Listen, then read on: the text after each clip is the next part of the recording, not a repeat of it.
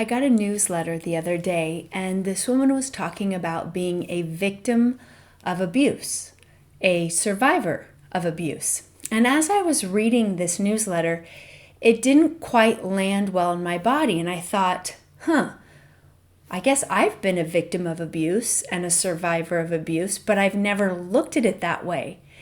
And if any of you have read my book, Can You Please Talk to My Trauma? I go into my journey of how I became a trauma practitioner, from having a lack of boundaries to taking a lot of crap in life and then to discovering my boundaries.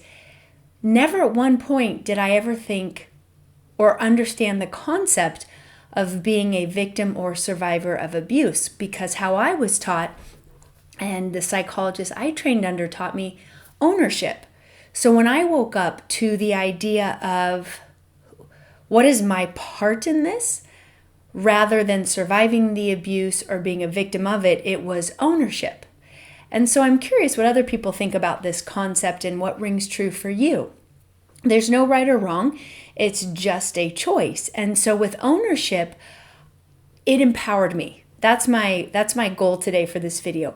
What empowers you? So being a victim of abuse or a survivor of abuse does not feel empowering to me. It feels subjective to circumstances outside of my control, and that doesn't feel good. Whereas ownership is, what is my role in this abusive situation from the past or the present? What's my role?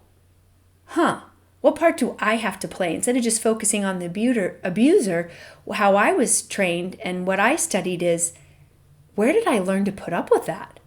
Now, if you're 18 years old or younger, or you're a child and you can't get away, that's different. But once you start becoming a teenager and adult, you can start making your own choices, and you have more independence and strength and awareness to get out. And why I share this is because empowerment is so important in healing. And a few tips to help people with this is, what is my lesson? And where did I learn to be treated this way? How come this is coming in? What's my lesson? How can I grow from this? Because if we're a victim or a survivor, that to me means we're here.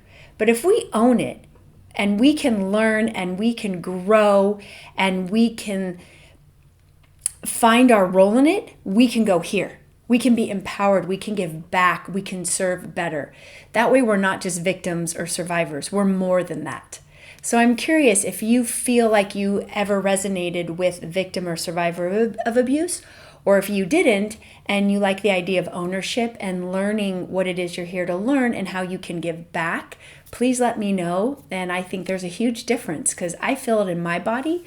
That's what I do as a somatic experiencing trauma release practitioner. We work with the mind, of course, but the body gets stuck in our old trauma patterns. And when we can be empowered, we are so much more than victims or survivors of abuse. We are empowered.